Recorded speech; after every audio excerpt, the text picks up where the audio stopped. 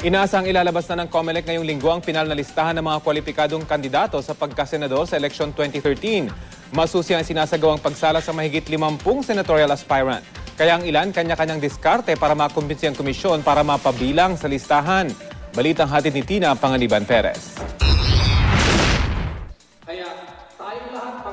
Nanganganib ang kandidatura ng mga tumatakbo sa ilalim ng Kilusang Bagong Lipunan o KBL. Binawi kasi ni Jaime Opinion na siyang otorisadong pumirma sa mga Certificate of Nomination and Acceptance ang kanyang pag-endorso sa mga ito. May ilan namang inendorso ni Vic Millora na di umano'y pangulo ng partido pero hindi naman kinikilala ng COMELEC. Kaya ang singer na si Victor Wood tatakbo na lang na independent kung papayagan ng COMELEC. Ang iba, naguguluhan naman. There's a lot of idiot in this country. Kaya nga po sumakit ang ulo ko. Kaya malapit na rin yung sumakit ang ulo namin. Meron namang inampuna ng ibang partido tulad ni Norman Nueva na ipaglalaban daw ang mga biyudang tulad niya at biyudang tulad ni Chairman Sixto Brillantes, pati na mga battered wife at husband. Paglalaban ko po mga battered husband and I don't think you are one. Because you look very happy.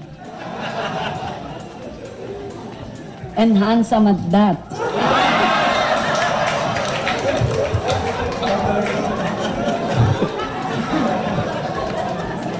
Salamat po.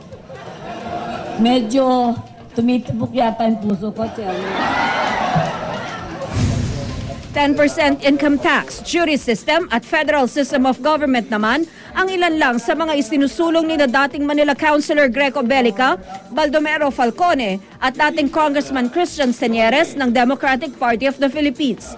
Solong kandidato naman ng Social Justice Society ang 1957 bar exams top 3 na si Attorney Samson Alcantara.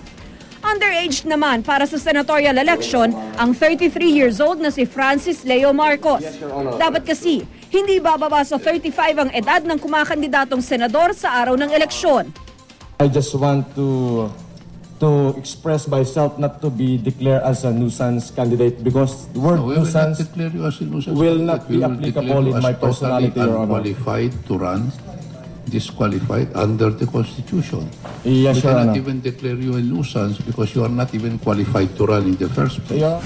Ayaw rin ni Salam Lacan Lusong Tagea na maging katawa-tawa. Kaya't bulto-bultong mga dokumento at mga medalyang galing daw sa iba't ibang pangulo ang ipinakita niya sa COMELEC para patunayang kanya ang Pilipinas. Together with this car version, spotlight, atin pa po yan. And besides, with your jury speed, Your Honor, ang Guam at saka yung tinatawag nating